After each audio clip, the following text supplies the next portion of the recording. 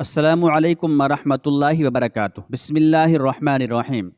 ابن عامر، تم اور یہاں اور اس حالت میں؟ ان عرب کا نام حضرت عامر بن طفیل دوسی رضی اللہ تعالی عنہ تھا۔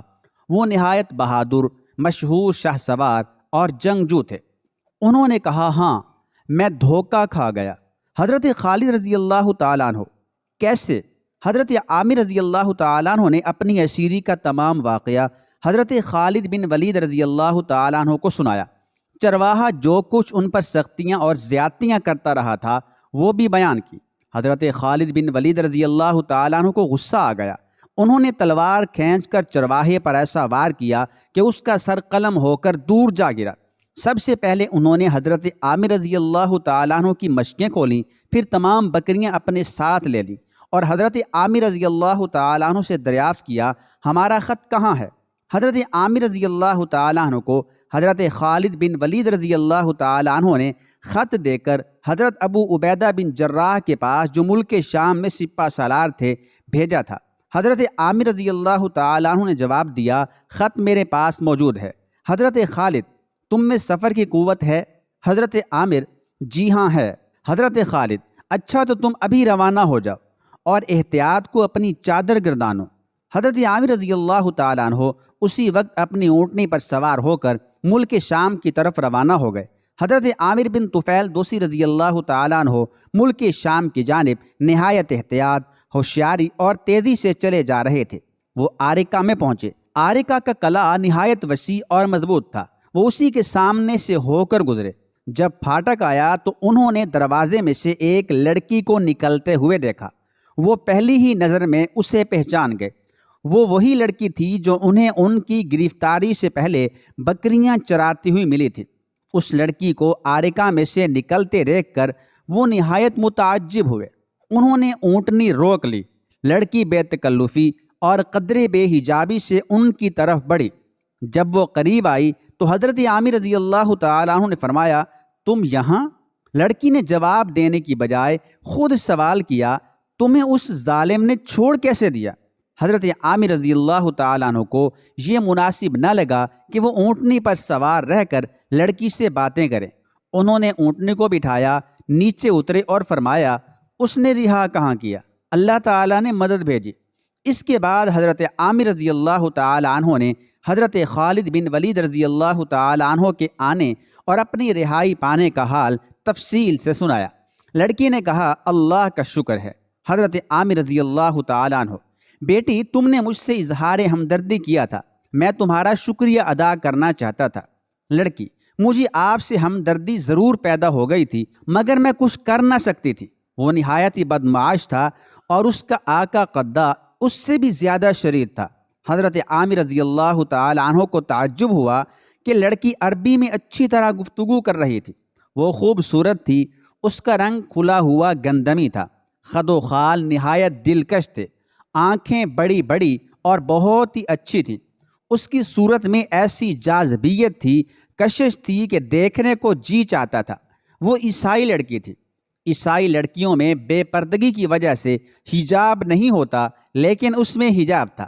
وہ حیا بار آنکھیں اٹھا کر جب بات کرتی تھی تو اس کی صورت اور بھی بھلی معلوم ہونے لگتی تھی، اور بھی پیاری معلوم ہونے لگتی تھی۔ حضرت عامر رضی اللہ تعالیٰ عنہ نے کہا، تم آرکہ میں کیوں آئی تھی؟ لڑکی: آپ کی رہائی کی تدبیر کرنے۔ حضرت عامر رضی اللہ تعالیٰ عنہ نے کہا، تم نے میرے لیے بڑی زحمت گوارا کی، لیکن آرکہ کا حاکم تمہاری کیا مدد کر سکتا تھا؟ لڑکی: آرکہ کے حاکم کے پاس نہیں، بلکہ حکیم شمعان کے پاس۔ حضرت عامر: حکیم شمعان کون ہے؟ لڑکی: ایک نہایت عالم شخص ہے، اس علاقے کے تمام لوگ اس کی عزت کرتے ہیں، اس کی معمولی سی بات بھی فرمان کا حکم رکھتی ہے۔ معمولی آدمی تو کیا، اعلیٰ حکام اور فرما روا بھی اس کی بات کو نہیں ٹال سکتے۔ اس کے پاس پرانے زمانے کی ایسی کتابیں ہیں جن میں بادشاہوں کے حالات اور قوموں کے تذکرے موجود ہیں۔ گزرے ہوئے واقعات کے علاوہ آئندہ کے بھی کچھ حالات درج ہیں۔ میں نے ان سے آپ کا ذکر کیا۔ انہوں نے کہا، وہ اس قوم کا فرد ہے جس کی حمایت اللہ تعالیٰ کر رہا ہے۔ اس کی قوم تمام ملک شام پر قابض ہو جائے گی۔ اللہ تعالیٰ اسے رہا کرائے گا۔ حضرت عامر رضی اللہ تعالیٰ عنہ تو کیا حکیم کاہن ہے اور عراف ہے۔ عرب میں حضور صلی اللہ تعالیٰ علیہ وآلہ وسلم کی ولادت کے وقت بہت سے ایسے لوگ تھے جو غیب دانی کا دعویٰ کرتے تھے۔ ان میں سے گزشتہ حالات بتانے والوں کو کاہن اور آئندہ کے حالات بتانے والوں کو عراف کہتے تھے۔ لڑکی نہیں، نہ وہ کاہن ہیں نہ عراف، البتہ ان کتابوں کے عالم ہیں جن میں گزشتہ حالات اور آئندہ کے واقعات لکھے ہیں۔ ان کتابوں کو ملاحم کہتے ہیں۔ ملاحم جمع ہے، ملہمہ کے معنی مفسرین نے فتنہ اور شورش اور حرب کے لکھے ہیں، یعنی وہ کتاب جس میں لڑائی، فتنہ اور شورش کا تذکرہ ہو۔ عیسائیوں میں اس وقت ایسی بہت سی کتابیں موجود تھیں۔ حضرت عامر رضی اللہ تعالی عنہ انہوں نے کچھ اور بھی کہا تھا۔ لڑکی جی ہاں کہا تھا۔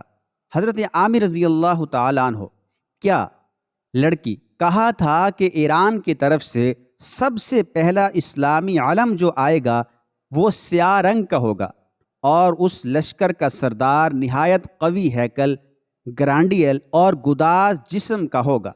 اس کے دونوں مونڈھوں میں بڑا فرق ہوگا، ان کے چہرے پر چیچک کے نشان ہوں گے۔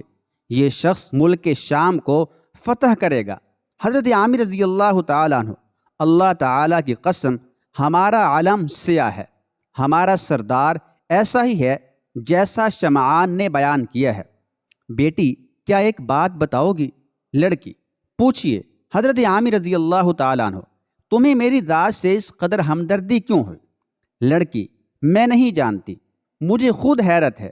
حضرت عامر رضی اللہ تعالیٰ عنہ تم نے شمعان سے نہیں پوچھا؟ لڑکی کہتی ہے کہ پوچھا تھا، وہ کہتے ہیں میرا یعنی لڑکی کا کوئی راز ہے، وہ راز اسے معلوم ہے، اس ہمدردی کا تعلق اس راز سے ہے۔ حضرت عامر رضی اللہ تعالیٰ عنہ حیرت ہے تمہارے راز کو میری ہمدردی سے کیا تعلق؟ میں پہلے کبھی اس نوا میں نہیں آیا۔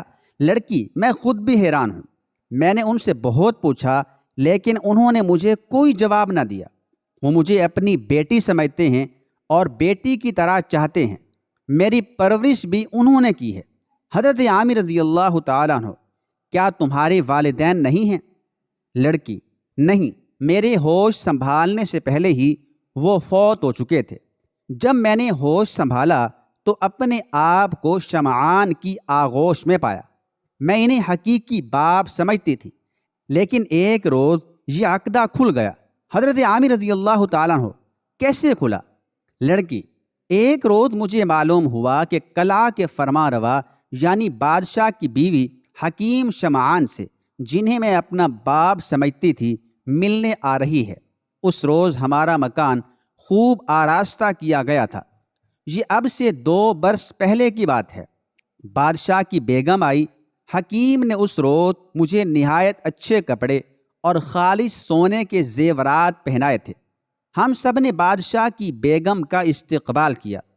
وہ نہایت شاندار عورت تھی، ایسے ریشمی کپڑے پہنے تھی جس کے دامنوں اور حاشیوں پر سنہری لیس لگی ہوئی تھی، جواہرات کے زیورات پہنے تھی۔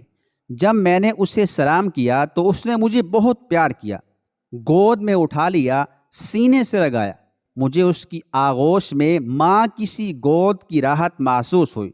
وہ جتنی دیر بھی ہمارے مکان میں ٹھہری مجھے اپنے ساتھ رکھا، اپنے کئی زیور اتار کر مجھے پہنائے۔ جب وہ رخصت ہونے لگی تو حکیم شمعان کے خاص کمرے میں کچھ باتیں کرنے کے لیے گئے۔ اتفاق سے میں بھی اس کمرے کے پاس والے کمرے میں کچھ لینے گئی۔ میں نے سنا کہ بادشاہ کی بیگم تیز لہجے میں کہہ رہی تھی، میں شمعونہ کو ضرور لے جاؤں گی۔ حضرت عامر رضی اللہ تعالیٰ عنہ شمعونہ کون؟ لڑکی میرا نام شمعونہ ہے۔ حضرت عامر رضی اللہ تعالیٰ عنہ اچھا وہ تمہیں اپنے ساتھ لے جانا چاہتی تھی؟ لڑکی جی ہاں۔ حکیم نے نرمی سے کہا، اب تم اسے نہیں لے جا سکتی۔ سوچو میں نے کس قدر تکلیفیں اٹھا کر اسے پالا ہے۔ وہ میرے گھر کا چراغ ہے۔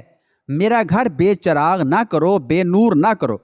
میں کھٹکی کے حکیم نے مجھے پالا ہے، کیا میں اس کی بیٹی نہیں؟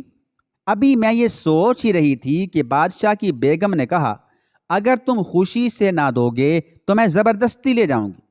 حکیم نے کہا تم بادشاہ کی بیگم ہو، زبردستی لے جا سکتی ہو، لیکن 1 ہفتہ اسے اور میرے پاس رہنے دو، آئندہ اتوار کو لے جانا۔